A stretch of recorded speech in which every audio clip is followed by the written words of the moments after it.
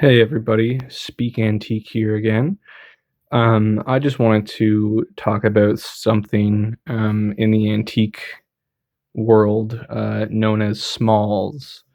So smalls can refer to anything that is just of a small size. So it's old, it's antique, or it's vintage, and it's something that almost anyone could collect. So I have some examples here, some smalls.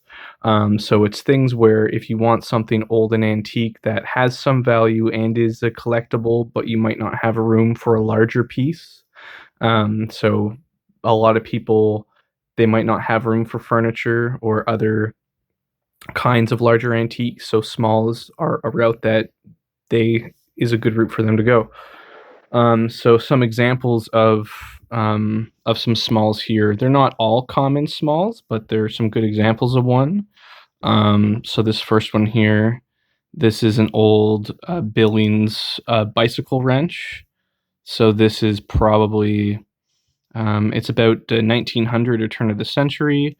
So this would have been a wrench specifically used to fix a early bicycle. Um, it's adjustable. It's made to be pocket size, and these were most common between 1880 and 1900. This one stems from England. It's got a little bit of a bend in here, which is fairly common actually, just because they weren't designed to handle as much of a torque as they needed to. So you'll find a lot of them are bent.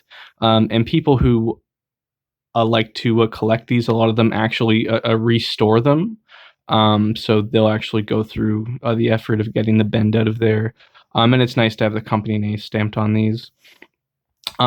These can go for anywhere from like $40 all the way up to a few $100, depending on condition and the actual brand, the name on the wrench, because the name is going to say how rare it is. There are some companies that were only around for a couple of years. Those ones will be more desirable because they're rare. Um, so that's a good example of small. So it's good for a tool collector. It's good for someone who's a bicycle collector, or an advertising collector. So it has a multiple possible collector categories. The next one here, this is probably like one of the most common things that are collected. It's a utensil. It's sterling silver. It's made by Burke's. Burke's is basically the Canadian version of Tiffany and Co. My camera won't for there we go. Burke Sterling. So it's just a small just a serving spoon, or not a serving spoon, a teaspoon. So it is sterling. It doesn't weigh very much though. So a single spoon like this, most time people would want them in sets. Could sell for anywhere between like 10 to maybe 30 or $40, depending on condition. If it's a desirable pattern on the utensil. In this case, it is Burke's, but other than that, it doesn't have too much else going for it. So this is only going to be worth maybe $25 Canadian.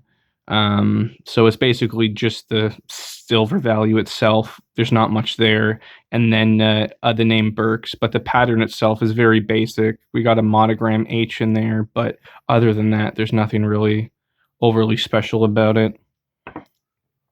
The next piece here, this is a medal. This is from the Independent Order of the Foresters.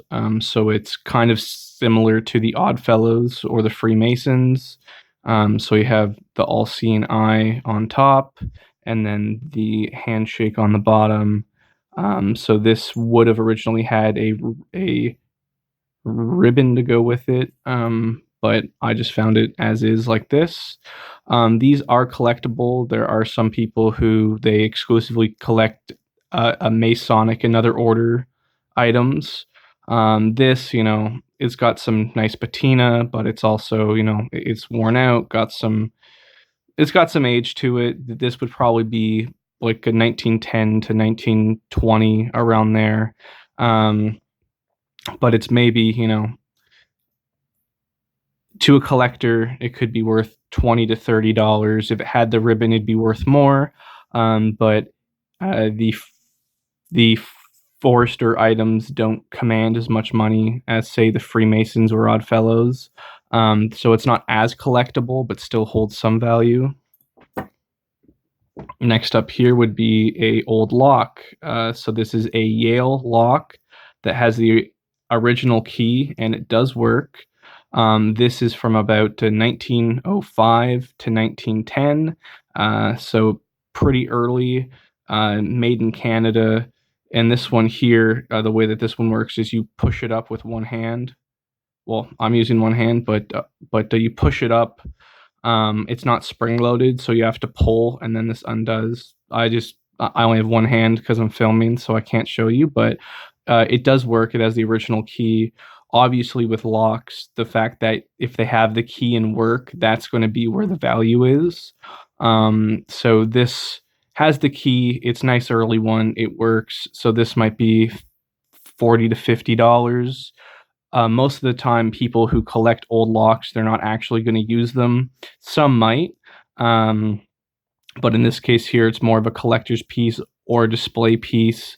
How I have seen people use these are other antique collectors or antique sellers might actually use an antique lock to lock a cabinet or something like that.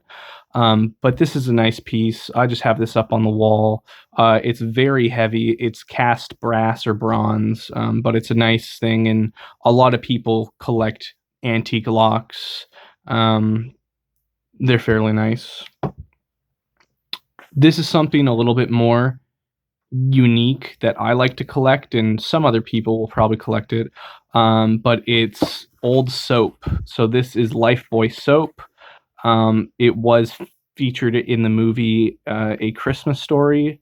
I believe that's the one with the boy wants the Red Ryder BB gun. So it's nice that it has the original box, and the soap is also actually still in there, so it's never been used. And that's the way that I like to buy them, is when the soap is still in the original packaging and not been used. So I actually have two Lifebuoy soaps, and I have a Sunlight soap, and I just like them when they have the original packaging. It's kind of unique. And those can sell for between $20 to $40, depending on what kind of soap it is and how desirable. So the Lifebuoy soaps maybe 20 to 30. Things that are more desirable would be something like the Goblin soaps, which weren't around that long. And because of just the name of the soap and the ad campaign they had, those would be more desirable. Next up here, this is another commonly collected small. This is something called a fleen, also known as a bloodletter. So this stems all the way back from when in the medieval times they believed in the different humors. You needed the different humors to have a balanced body.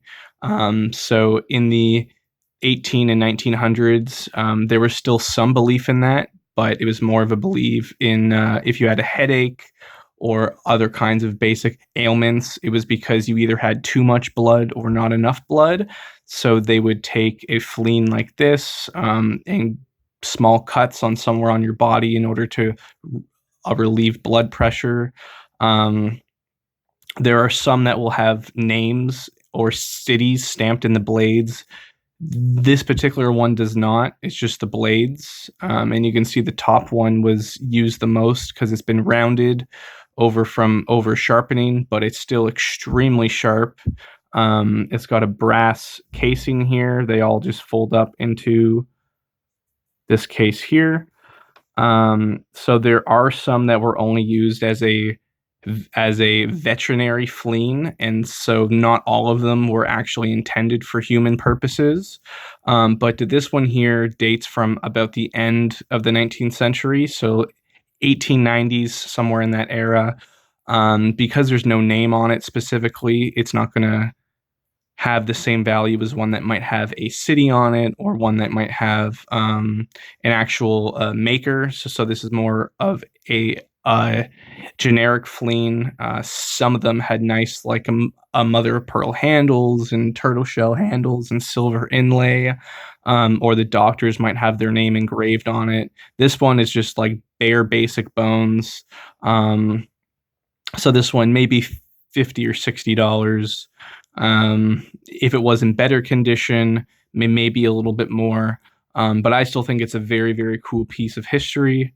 Quite neat. Sticking to the medical theme, I have some eye wash cups. These were used all the way up until probably still used in the 60s. And even now, if you certain pharmacies will still sell eye wash cups. So most people know about these, but it's basically you would put a saline solution in these cups and put it over top of your eye and then tilt your head back, and this would flush your eye out. So I have red, clear, and the blue cobalt color.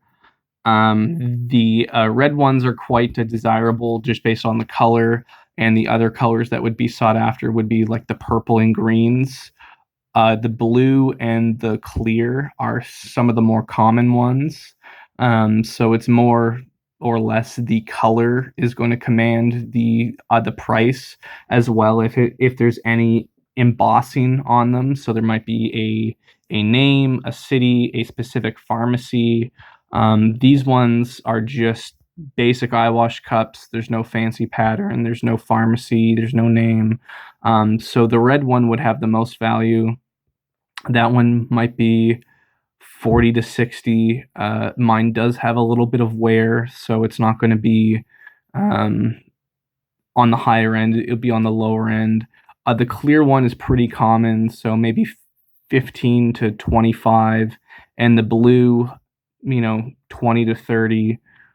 This is all in Canadian dollars, by the way, since I live in Canada. And also it's the thing with antique pricing is that it's regional, so things that sell on one part of the country might be worth less or more in a different side of the country. So this is just the value for my area that I live in. And yeah, so these are just some examples of small items that if you see at the thrift store, if you see at an antique store, you might be able to resell if you can get a good deal on them. And these obviously, there's way more smalls than what I've shown. There's way more items. I've barely covered a scratch of items, but this is just things that I have available and some things that I wanted to share with you with examples of what you can look for and resell. Anyways, thanks for watching, and I hope you learned something.